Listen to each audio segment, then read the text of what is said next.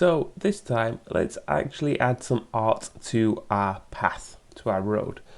Now, we're going to be covering this in lessons, so you might be able just to skip this video if you manage to get it all complete in lesson, but if you miss lesson or if you want to redo it, then that's what this video will help you with. So remember, we want to create a long road. We've got this long road, and ultimately you might be thinking that we want something to look a little bit like this, something that's got a bit of perspective, and we can sort of see down the distance, but we can see it sort of like repeats itself. And in terms of how we actually make this, we're going to be using a process called tiling. So the idea of like creating a tile is, if you've ever looked at a game like Sonic, for example, Sonic looks like a complete sort of image, but it's all made out of tiny squares. And then these tiny squares get connected together, and that creates your entire image. And these squares look like this, usually just a small square that clips next to each other, and then once you've got a bunch of these in a line, it looks like a complete flow.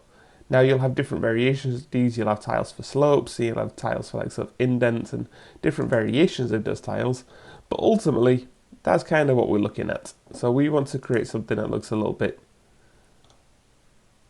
we're going to be creating some art that repeats itself and loops to create this. But now, because we're working on a road, really we just need it to be repeatable on this y-axis. Now if we go across to Photoshop, we want to create a new canvas, and that canvas wants to be 1024 by 1024, which is going to be a square. We don't really have to worry about the rest. 72 resolution because we're working digitally, and that should be it. And that's going to give you just this big white square. And now we want this square to loop. So in theory, if I was to, let me just fill this in real quick, put just like a color on it, and I'm just going to copy it, and I'll just create a new board for now. If I paste this in, scale it down. So if this was our tile, we would be able to sit them on top of each other, and it'll create like this endless sort of system. But for this to work, what we need to do is we need to make sure that the pattern itself is going to match. So we need to make sure that the pattern matches. For example, if we have a line, let me just put like, let's say we're doing grass on the side. If we've got grass here, we need to make sure that the grass matches at the top. Again, I'll just copy and paste this and show you what I mean. Give you a nice visual demonstration. Let me get rid of you guys.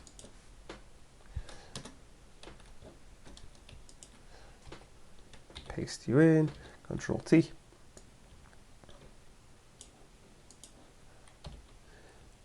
And now we can see if I start stacking these up on top of each other,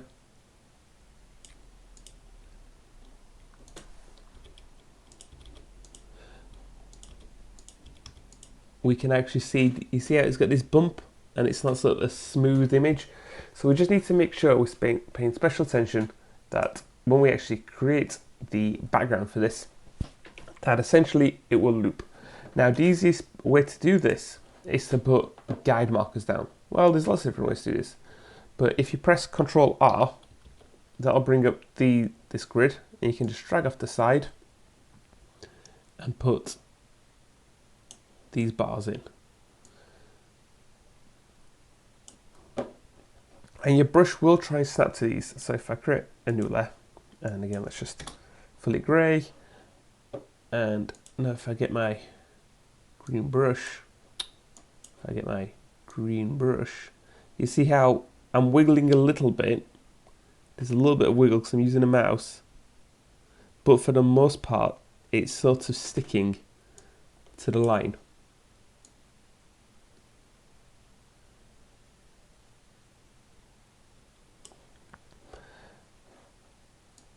just fill this and fill you. Now again, just for the sake of example, I'm just going to copy this, come back over here, paste it in, shrink it down to have a little look-see.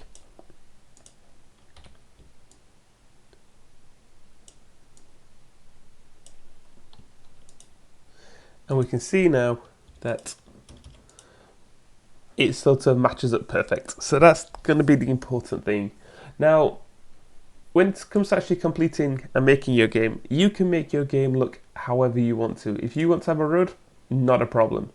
If you want to have something that looks a bit more like a beach, then again, not a problem. All I ask is you try and match your pattern. So whatever you do, you could do something more stylish like this. Just make sure it matches. So when you end, it's going to sort of like link up nicely. Now we don't have to worry about the matching on the other side. We don't have to worry about that because we can just put grass or whatever in there.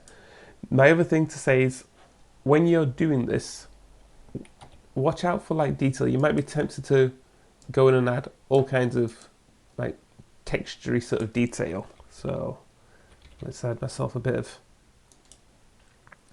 sand pattern. But so again, like let's say this is my sand. Because you can see up here, if I switch back to my arrow, you can see up here where like it sort of ends off. That again will now cause me a problem. So it's all good. Go ahead and add detail, and I'd love to see some detail. You know, that's what makes tile sets look really nice. I'd definitely be worth googling some tile sets if you're not sure. Oops. But as soon as I duplicate this now, you start to see the line. Can you see the line where it's just been cut off?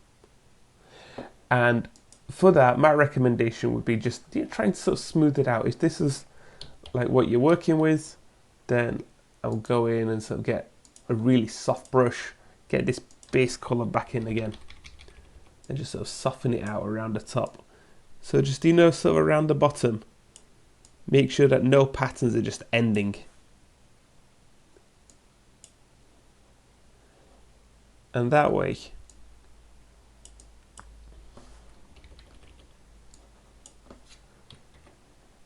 that should be quite nice now. Just soften it out a bit, and then maybe we'll go back and add another sort of variation on this.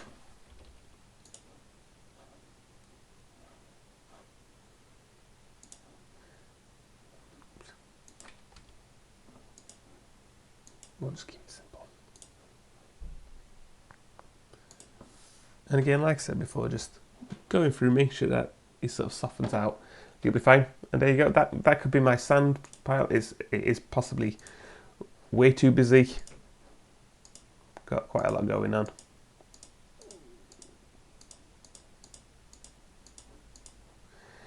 So if you are going to, like I say, just the importance of repeating. Now a more advanced trick that you can do, which I'll just show you now, once I've sort of got this out, is if you've used Photoshop before and you're feeling a bit more confident, I'm just going to duplicate my layer. You can right click and duplicate, or press Ctrl J, and essentially what we're going to do is offset it. So I'm going to put it halfway up.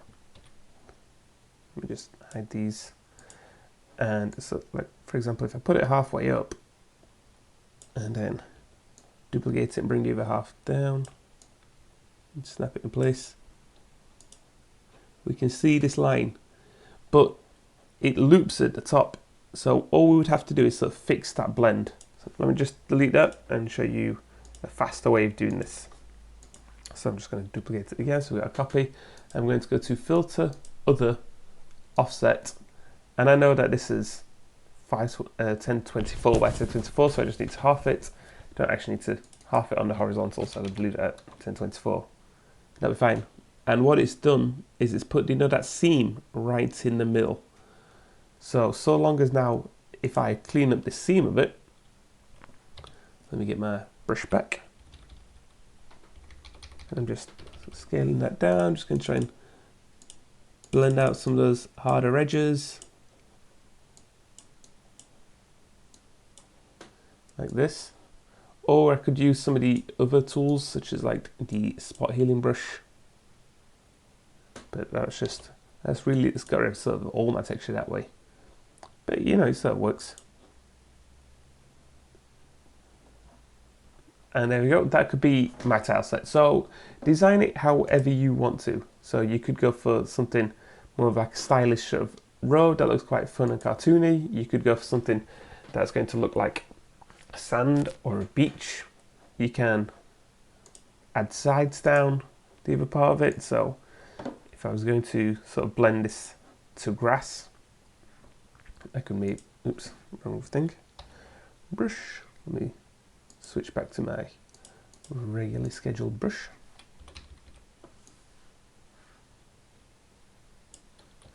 I'm just going to hold shift, and that's just going to draw a straight line.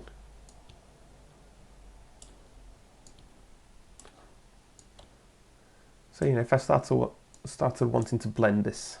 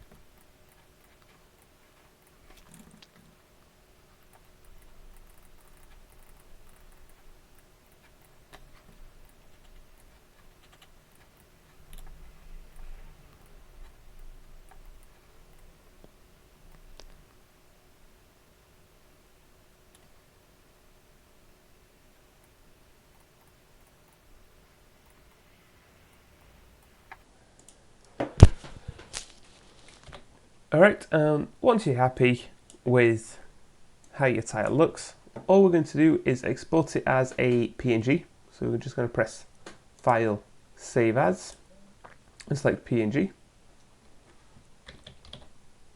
Sand, PNG. Make note of where you're saving it.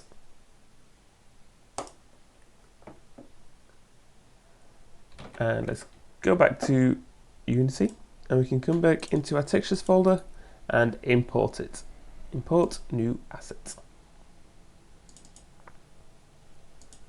I'm going to import both mine so I can show you, but we'll put the sand down first. All we're going to do is drag and drop it, and what you'll notice is that image just gets horribly stretched across, but it creates a material. So if we go back to our material folder, we can see we've got this one here called sand. And if we're looking at sand, there's something called tiling. And what we need to do is, because we've got X horizontal and Y vertical, we just need to drag up the Y until we feel it looks quite nice. Until, like, you know, the pattern looks like it's sort of a good mix. So I could set that to 6. Let me see what my one looks like. Where was it? In textures. Drag and drop grass up. Again, that's been stretched awkwardly, so I'm just going to go to my materials, select my grass, increase my tiling, leave it at 6 maybe. Do I like it? I think I prefer sand. Cool, and there's a bunch of other stuff here, but we're not going to worry about that. We're just going to give it a test.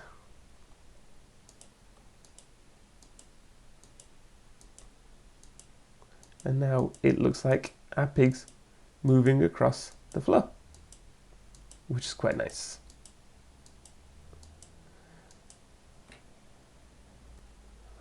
Cool, thanks for watching, guys.